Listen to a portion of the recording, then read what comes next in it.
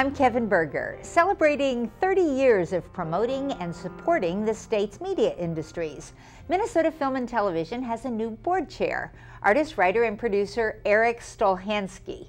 Hoping to continue on the gains made during the 2013 legislative session, Minnesota Film and Television is working to attract national and international productions to the state and provide guidance and resources to local talent. Here to tell us more is Erik Stolhanske, board chair for Minnesota Film and Television. Thanks for joining us. Thanks for having me. Tell me about your background that you come to this board chair position.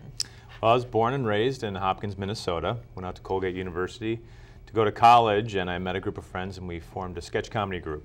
Shortly after graduating, we went down to New York City and we performed sketch comedy in New York, but then we started getting involved in independent film when the Sundance Film Festival came about, and we started creating films. We had a film called Puddle Cruiser there in '97, and our second film, Super Troopers, was there in 2001. Super Troopers was picked up by Fox Searchlight and moved out to Los Angeles and started getting involved with the film industry in Los Angeles and worked at Warner Brothers for a while. And my wife and I are both from Minneapolis, so we moved back here about a year ago and started getting involved with the film board, and now trying to attract films from all over the world to come shoot in Minnesota. Now, one of the things as a film fan, I notice that I go to movies sometimes or watch a TV show like Fargo, and they're talking about Minnesota, Juneau, but it's not being shot here. Why has that been? Yeah, there's been a lot of great films that are written in Minnesota, and I know the writers would like to shoot in Minnesota. At the time that Fargo was first put together, they came to Minnesota, but we didn't have tax incentives.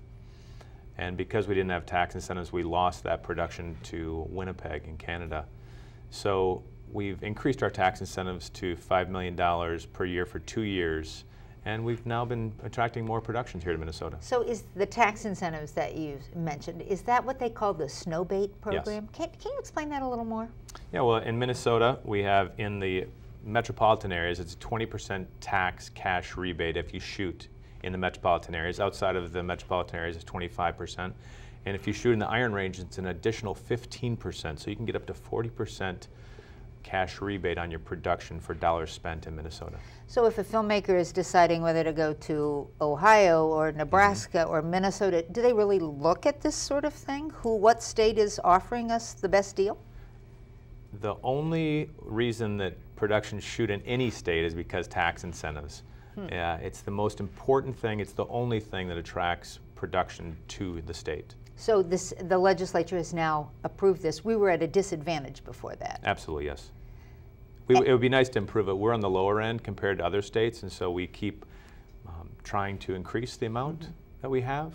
And we'll continue to keep increasing it because it's very, very important to bring any production here, commercials, television, and film. Of course, it's fun to go to the movies and see your town up there or whatever. The but in addition to that, are there good, solid kind of business employment reasons to want to have a strong film and television industry? It is so great for the state in every aspect. It brings cash into the economy, it creates jobs, it creates long-term jobs.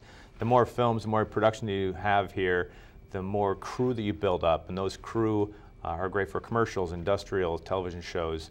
It employs carpenters, painters, caterers, hotel, grocery stores. I mean, it's just so much money is spent in the economy.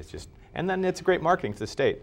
You get to watch your state up on the big screen, and it's second to none in terms of marketing and tourism. Real quick. Yeah. Anything coming that, as a result of this, anything we can look forward to seeing? Yeah, I just came back from Lake Vermilion up north. There's a movie called Bloodstripe that was shooting up there.